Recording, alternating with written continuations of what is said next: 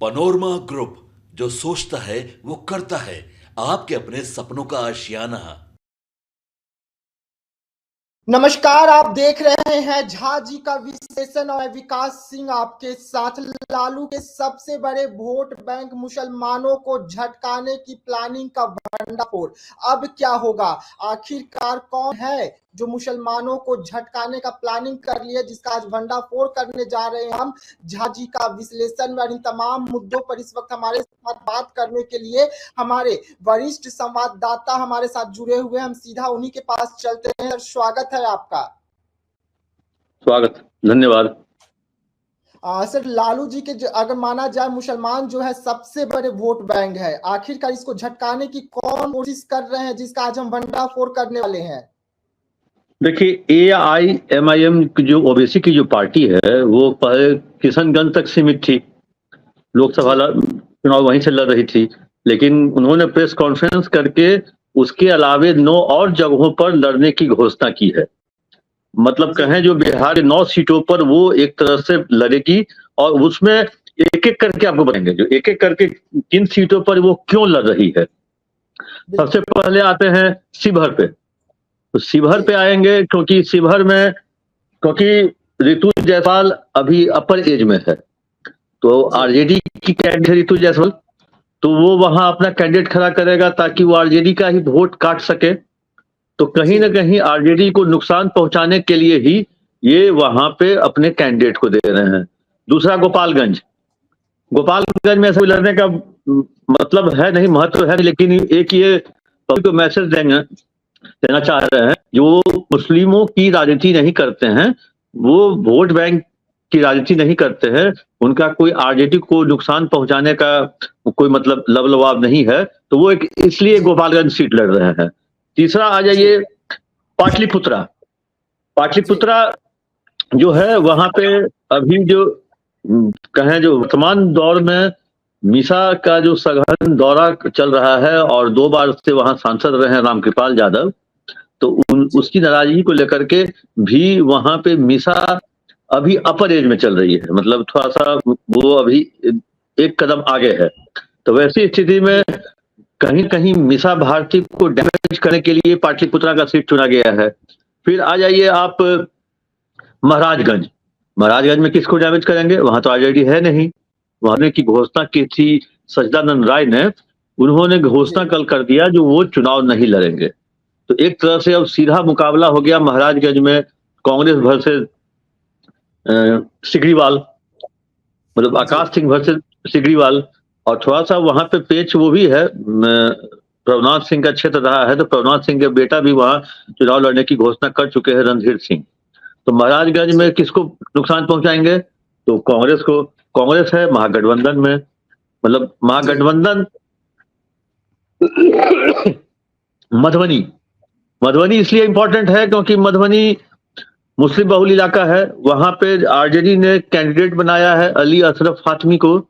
वैसे उनका कार्य क्षेत्र रहा है, चुनाव जीतते रहे हैं, लड़ते रहे हैं दरभंगा से, लेकिन दरभंगा से उन्होंने दिया है यादव को, ललित यादव को, अपने ही पार्टी के कैंडिडेट को।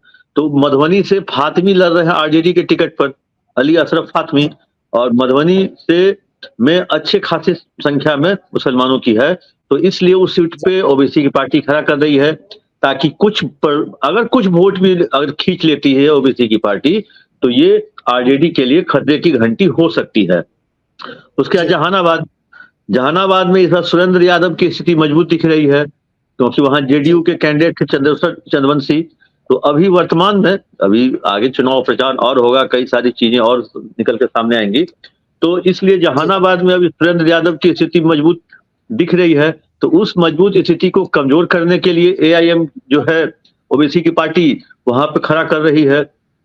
फिर काराकाट में भी वहां पे CPI को है, तो वहां पे भी मजबूत स्थिति में दिख रही है क्योंकि वहां राजाराम, तो वहां पे भी उनकी स्थिति इसलिए अच्छी बताई जाती है। जो वो इलाका जो बेल्ट है आरा बक्सर का, जो काराकाट सासाराम का है, वो कभी लाल सलाम के नाम से जाना जाता था। आरा में तो बहुत दिनों तक लेफ्ट के विधायक भी रहे, टाउन से रहते थे, तो ऐसी स्थिति में वहां पे लेफ्ट को मतलब कहे जो महागठबंधन को, और एक सीट है मुजफ्फरपुर। मुजफ्फरपुर में अजय निषाद जो वर्तमान में बीजेपी के वहां से सांसद थे, इस्तीफा देकर के कांग्रेस ज्वाइन किया।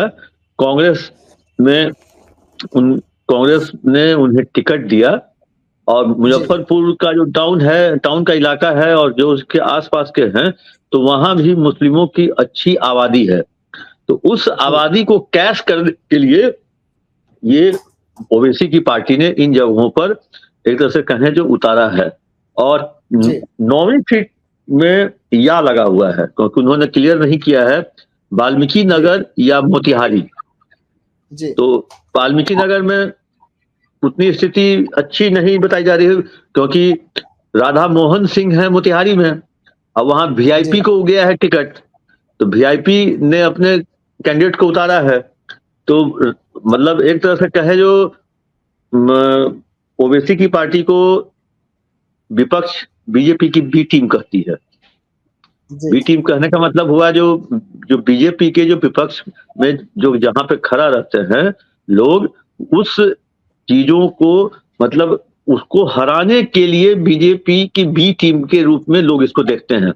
जितना तो है नहीं, इन सारे जगहों पर लगभग कहीं से भी ओवैसी की पार्टी के लोग जीतेंगे नहीं, लेकिन ओवैसी की पार्टी अगर मान लीजिए 40-50 हजार भी अगर वोट काट लेती है, तो वैसी स्थिति में आरजेडी की स्थिति या महागठबंधन की स्थिति खराब हो सकती है। तो उन जगहों को ही चुना है ओवैसी की पार्टी ने, जहां अभी वर्तमान में महागठबंधन की स्थिति मजबूत दिख रही है। जीतेगी हारेगी वो तो बात। अगर हम बात करें सर सीटों की, पाटलिपुत्रा, मुजफ्फरपुर और काराकाट, ये 3 सीट अवैसी पार्टी को उतरने के बाद में ये सीट भी हॉट सीट में शामिल हो जाते हैं, क्योंकि ये 3 सीटों के लिए भी घमासान मचा हुआ है। काराकाट की अगर हम बात करें तो वहां पहले से ही पवन सिंह चुनावी मैदान में उतरकर उसको हॉट सीट बना चुके हैं। अब उसके बाद ओवैसी की पार्टी का ऐलान करना कि हम काराकाट में भी अपने उम्मीदवार को उतारेंगे, पाटलिपुत्रा में जहां एक तरफ लालू प्रसाद यादव की बेटी है वो चुनावी मैदान में है, तो मुजफ्फरपुर में बीजेपी से नाराज होकर खुद बागी हुए पड़े हैं उनके जो पूर्व सांसद रह चुके हैं। तो ये 3 सीट हॉट सीट मानी जाएगी। यहाँ की लड़ाई किस तरीके से बीजेपी के लिए मुश्किल होगी, फायदेमंद होगी?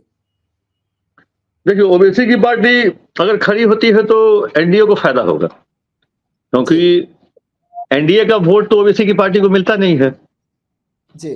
वो तो एक तरह से कहे जो कट्टर माने जाते हैं, जो और ओवैसी की पार्टी देश में घूम घूम कर वही प्रचार ही करती है, जो हम आपके लिए लड़ेंगे, आपके हक के लिए लड़ेंगे, हम सीए नहीं लागू होने देंगे, मतलब तरह तरह की बात। तो इसीलिए मतलब इसी 3 नहीं, मतलब जहां भी मुस्लिम बहुल क्षेत्र है वहां अगर ओवैसी की पार्टी खड़ी होती है तो वो परेशानी होगी महागठबंधन को, चाहे वो कांग्रेस के उम्मीदवार हो, चाहे वो आरजेडी के उम्मीदवार हो, चाहे वो वीआईपी के उम्मीदवार हो। तो कहीं ना कहीं से ओवैसी की पार्टी जो है वो डैमेज करने के लिए आई है, न कि जीतने के लिए। और ओवैसी की पार्टी तो साफ तौर पे ये कह रही है, जो 18% मुसलमान होने के बावजूद भी आरजेडी ने मात्र 2 मुस्लिमों को टिकट दिया, मतलब केवल वोट के लिए यूज करना चाहती है मुस्लिम। उन्होंने बजाते अब अपने कई भाषणों में कहा है, और आरजेडी चाहती है, मतलब ये हम एआईएम की बात कर रहे हैं, जो उसने कहा है प्रेस कॉन्फ्रेंस में, तो आरजेडी उन लोगों को गुलाम बनाकर रखना चाहती है। और 14% यादव वोटरों में से 9 टिकट मिला है यादवों को, यादव से। तो मतलब इसका फायदा भी ओवैसी की पार्टी उठाना चाह रही है, जो हम क्यों ना इस चीजों को जनता में लेके जाएं और वोटरों को बताएं जो आपके साथ छल हुआ है, कपट हुआ है, मुस्लिम वोटरों को बताएं। और वैसी स्थिति में वो गोलबंद करने का प्रयास करेंगे। हो सकता है कितना प्रतिशत गोलबंद कर पाए, कितना सफल हो पाते हैं ये तो हम नहीं जानते हैं, लेकिन गोलबंद जरूर करेंगे, वोट कुछ पक्का लाएंगे, वोट काटेंगे भी, और जिससे महागठबंधन को परेशानी का सामना करना पड़ सकता है जी। तो कहीं ना कहीं सर ये मान लिया जाए कि जिस तरीके से ओवैसी की पार्टी जो है चौथे चरण से चुनावी मैदान में उतर रही है, तो लालू यादव का जो एमवाई समीकरण है उसको कहीं ना कहीं बड़ा झटका लगेगा, चौथे चरण से शुरुआत होगी तो। हाँ, इस घोषणा के बाद तो लालू और तेजस्वी टेंशन में आ ही गए होंगे, वाजिब सी बात है, क्योंकि 9 सीट मायने रखता है। उसमें भी कई ऐसे सीट हैं, जैसे आपको कह लें मधुबनी, जहानाबाद, मुजफ्फरपुर, महाराजगंज और मोतिहारी। यहाँ पे अच्छे खासी संख्या में मुस्लिम है, क्योंकि सीतामढ़ी शिवहर से सटा हुआ है मोतिहारी, ये सब। तो एक तरह से कहे जो कुछ न कुछ परेशानी तो हो सकती है अब, और फायदा एनडीए को मिल सकता है, और एनडीए फायदा उठाने के लिए ही बैठी हुई है। तो अगर फिर से अगर कल को डेट में सुनने को मिले तो आश्चर्य मत कीजिएगा, जो ये बीजेपी की बी टीम है, क्योंकि वैसे ही जगहों पर इन्होंने अपना कैंडिडेट अभी दिया है जहां के बारे में ओवैसी की पार्टी ने सर्वे किया है, जो वहां पर महागठबंधन मजबूत स्थिति में है और एनडीए कमजोर स्थिति में है। तो वैसे ही जगहों पर ओवैसी की पार्टी वहां पर टिकट देकर के अपने लोगों को उतारने का ऐलान कर दिया है। वैसे उन्होंने आदमी कैंडिडेट के नाम की घोषणा नहीं की है, कल अभी जगह के नाम की घोषणा की है, जो इन जगहों पर हमारी पार्टी लड़ेगी। और किशनगंज में तो उसने दावा तक कर दिया है, जो वो भी मतलब हमारी पार्टी जीत रही है। अब जीत रही है वो तो 4 तारीख को चलेगा पता, जो किसको कितना सीट आया और कौन कहां से जीता। जी विकास जी हाँ, तो आप झा जी का विश्लेषण सुन रहे थे, जहां पर हम आपको बता रहे थे कि किस तरीके से AIMIM के बाद में जो ऐलान किए हैं कि हम बिहार में 9 सीटों पर चुनाव लड़ने जा रहे हैं। उसके बाद बिहार की जो समीकरण है, यानी कि लालू प्रसाद यादव जो समीकरण MY का साधते हैं, उसके लिए बड़ी झटका जो है इस वक्त लग रही है, क्योंकि साफ साफ यहाँ पर अगर ये 9 सीट पर चुनावी मैदान में ओवैसी के जो उम्मीदवार हैं वो उतरेंगे तो इसका फायदा अगर सबसे ज्यादा किसी को मिलेगा तो एनडीए को मिलेगा, और एनडीए इस ऐलान के बाद कहीं ना कहीं गदगद है। तो ऐसे तमाम खबरों के लिए आप बने रहिएगा हमारे साथ, दीजिएगा इजाजत, धन्यवाद। पनोरमा ग्रुप, जो सोचता है वो करता है। अगर ये वीडियो पसंद आई और वह बिहार के राजनीति और बिहारियत से सरोकार रखेनी तो सब्सक्राइब बटन दबा के चैनल के सब्सक्राइब कर ली। ओजे एगो घंटी बा, ओकरा बटन दबा देला से कुल सटीक और मारक खबर रुआ मुफ्त में मिल जाई। अगर रुआ पत्रकारिता के हमनी के नया प्रयोग में सहयोग कर चाहतानी तो ज्वाइन बटन दबा दी। पेटीएम नंबर नोट कर ली 9386816700। धन्यवाद।